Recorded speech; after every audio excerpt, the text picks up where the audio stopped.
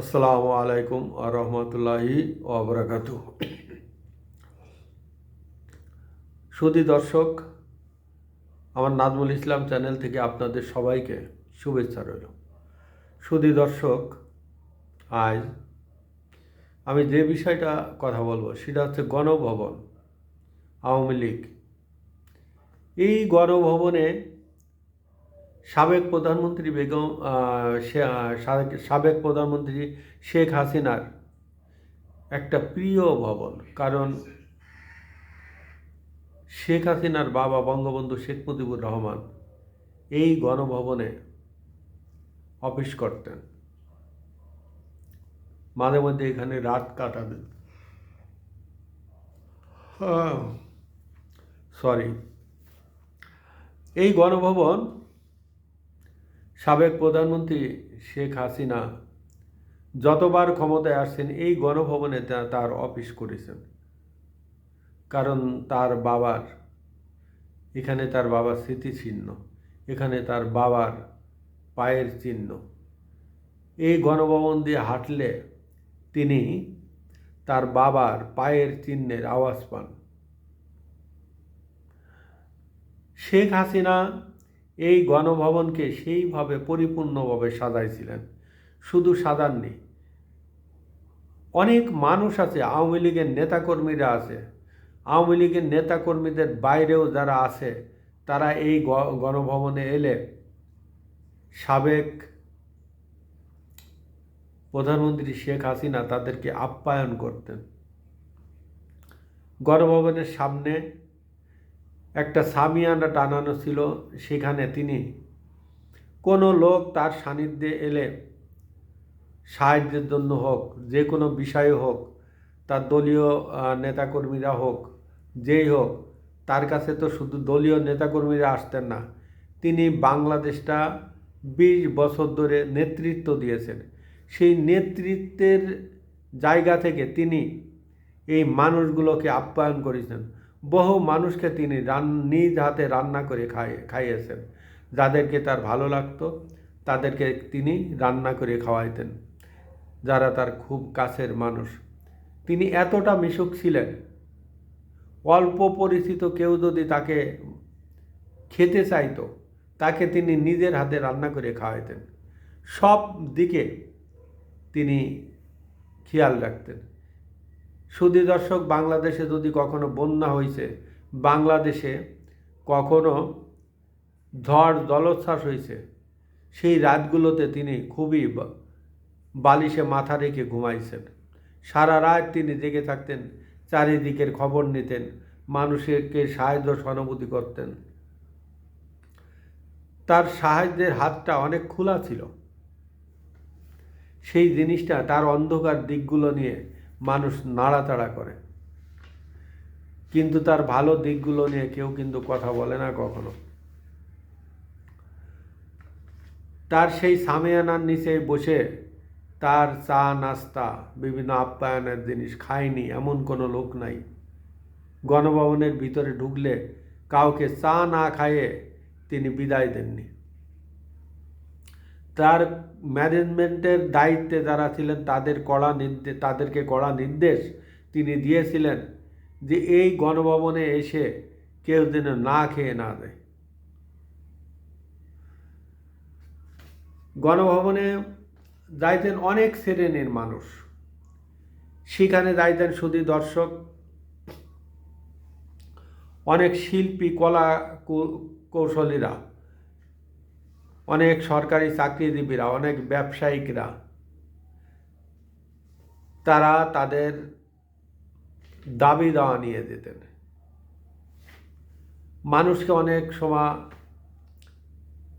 তিনি বিভিন্ন কাজে উৎসাহ দিতেন। যেমন বাংলাদেশে ক্রিকেট খেলোয়াড়রা যদি কখনো বাইরে থেকে একটু ভালো করেছে আর কাপ নিয়ে এলে তো কথাই নেই, একটু ভালো করলে তাদেরকে গণভবনে ডেকে নিয়ে তিনি আপ্যায়ন করেছেন এবং তাদের কাজের উৎসাহ দিয়েছেন। তিনি সংস্কৃতি জগৎকে আপন করে নিয়েছিলেন। তিনি সংস্কৃতি জগৎকে অনেক উৎসাহ দিয়ে অনেক কাজ করিয়েছেন, অনেক নতুন শিল্পীদের উৎসাহ দিয়েছেন, তাদের সাথে ভালো ভালো কথা বলেছেন। বাচ্চাদের বিভিন্ন অনুষ্ঠানে তিনি গেছেন, সেই বাচ্চাদের অনুষ্ঠানে গিয়ে তাদের মাথায় হাত দিয়ে দোয়া করেছেন। বাংলাদেশের বিভিন্ন এতিমখানার এতিম বাচ্চাদের তিনি গণভবনে ডেকে আনিছেন। সেই গণভবনে তিনি এতিম বাচ্চাদের ভাত মাখায়ে তিনি খাইয়ে দিছেন। এই রকমের অনেক ছবি আজ ফেসবুকে ভেসে বেড়ায়। সুধী দর্শক, আমরা তার অন্ধকার দিকটা নিয়ে নাড়াচাড়া করি, কিন্তু তার ভালো দিকটা আমরা কখনো দেখি না। অনেক মানুষ আছে, আমাদের বাংলাদেশের অনেক কন্টেন্ট ক্রিয়েটাররা আছেন, শুধু তার বিরোধিতার কথাটাই বলেন। আমি কোনো কন্টেন্ট ক্রিয়েটারকে, যারা এই দেশে আছেন, দেশে বাস করছেন, কাউকে আমি দেখি না তার ভালো কাজগুলোর প্রশংসা করতে। শেখ হাসিনা শুধু খারাপ কাজই করে গেছেন, তিনি কখনো ভালো কাজ করেননি। তাদের কথাবার্তা শুনলে এটাই মনে হয়। ফ্যাসিস্ট, দালাল, অনেক ধরনের নামে আখ্যায়িত করে, যেগুলো শুনলে কষ্টও লাগে, দুঃখও লাগে। সুধী দর্শক, আগে আমরা দেখেছি রমনা বটমূলে, যে রমনা বটমূলে কি আমেজ হতো, কত অনুষ্ঠান হতো, দেশ বিদেশ থেকে শিল্পীরা আসতো, বাংলাদেশের অনেক পল্লী থেকে শিল্পীরা এসে এখানে অনেক বড় বড় নামকরা শিল্পীদের সাথে গান গাইতো, তাদের আগে পরে গান গাইতো। কিন্তু বর্তমান ইউনুসেফ ক্ষমতায় আসার পরের থেকে সেই শিল্পীগুলো হারিয়ে গেছে, সেই অনুষ্ঠান হয় না। রমনা বটমূলের সেই আমেজ, রমনা বটমূলের সেই হই হুল্লোড় আর নাই। রমনা বটমূল এখন শ্মশান হয়ে গেছে। সুধী দর্শক, এই সরকার ক্ষমতায় আসার পরের থেকে 16ই ডিসেম্বর, 26শে মার্চ স্বাধীনতা দিবস কোনোটাই আর সম্মানের সাথে কেউ দেখে না, এবং যারা সম্মানের সাথে দেখে তারা কিছু বলতে ভয় পায়। বিশেষ করে এই সরকারে মব বাহিনী আছে, তাদের অত্যাচারে সব কিছু লণ্ডভণ্ড হয়ে গেছে। সুধী দর্শক, আপনারা হয়তো জানেন না, এই ইউনূস সরকার এসে রমনা বটমূলের অনুষ্ঠানকে বাতিল ঘোষণা করেছে দেশের নিরাপত্তার স্বার্থে।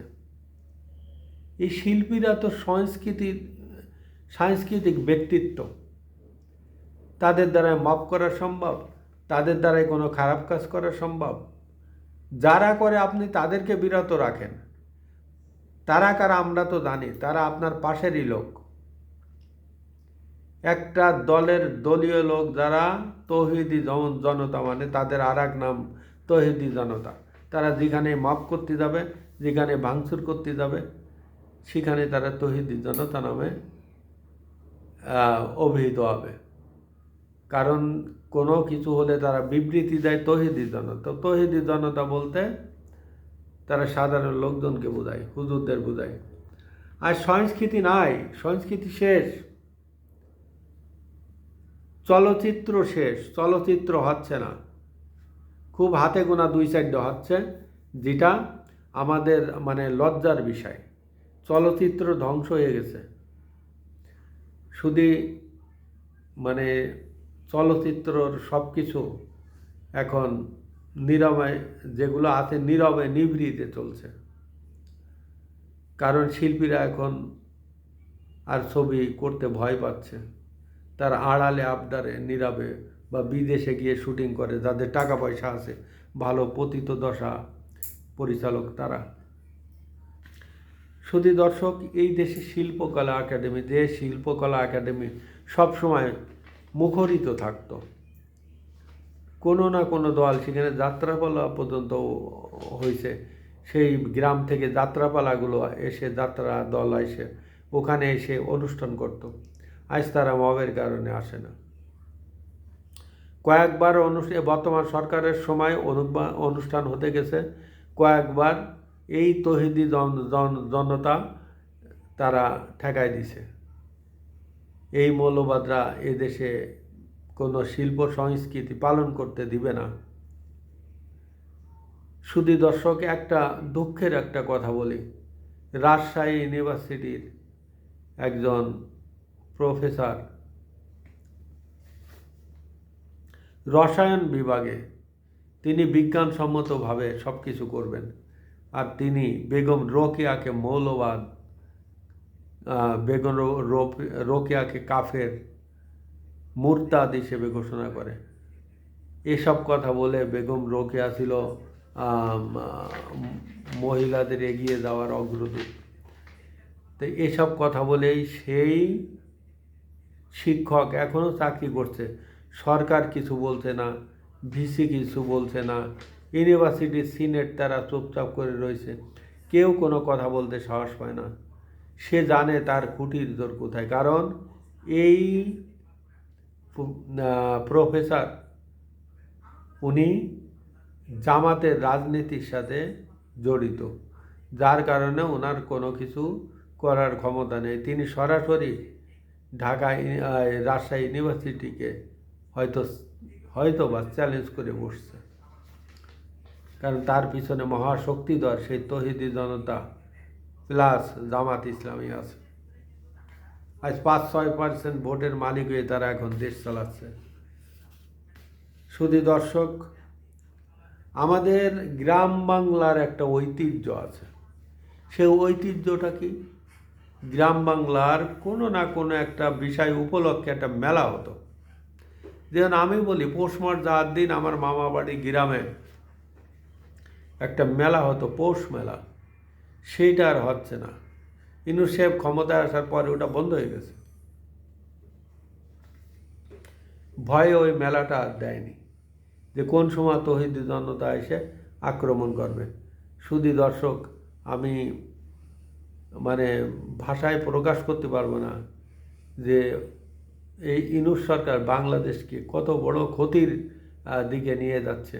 হয়তো কোনো একদিন এই দেশের বিসিএস প্রশ্নপত্রে আসবে কোন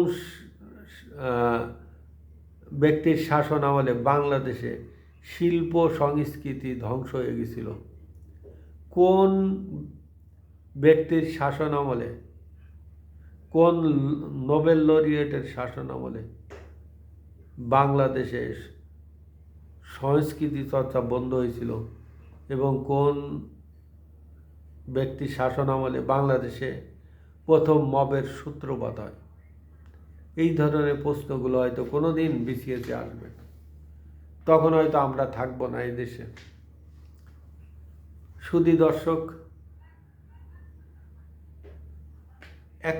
দুইটা ঘটনা আপনাদের বলি, ছোট্ট ছোট্ট। একটা হচ্ছে পটুয়াখালীর এক জামাই বউ একটা হুন্ডাই করে যাচ্ছে এক জায়গায়, এই ইউনূস সরকারের শাসন আমলে। যাওয়ার পথে কিছু সংখ্যক ছেলে তাদের আটকায়ে মারধর শুরু করেছে। বলছে, তোরা পরকিয়া করিস, তোরা পরকিয়া করার জন্য অন্যের বউকে তুলে হুন্ডায় উঠায়ে চলে যাচ্ছিস, কোথাও গিয়ে আনন্দ ফুর্তি করবি, এ বলে মারটার দিছে। তারপরে তার বাড়িতে ফোন দিছে, কাবিন নামা আইনে তার বাবা মা এসে তাকে উদ্ধার করে নিয়ে গেছে। এইটা আছে আমাদের বহুল আলোচিত একদম নোবেল লরিয়েটের শাসনামলে। আর একটা হচ্ছে জামাই বউ পার্কে গেছে। বাংলাদেশের অটোমেটিক ইউনূস সাহেব ক্ষমতা আসার পরে এই মৌলবাদীরা তৌহিদি জনতা নাম ধারণ করে তারা পার্কে এখন পাহারা দিচ্ছে। কোনো ছেলে মেয়ে যদি প্রেম টেম করতে যায়, যেতে পারে। এখন ছেলেমেয়েরা ওই যে স্কুল কলেজ ফাঁকি দিয়ে যায় আপনার পার্কে, আবার ছুটির শেষেও যায়, তখন তাদের উপরে মারধর শুরু করে। এ আছে শুধু দর্শক অবস্থা। এবং সেই জামাই বউ একটা পার্কে গেছে, সেই জামাই বউকে মারধর করে প্রচণ্ড মার দিছে জামাইরে, বউরেও মার দিছে।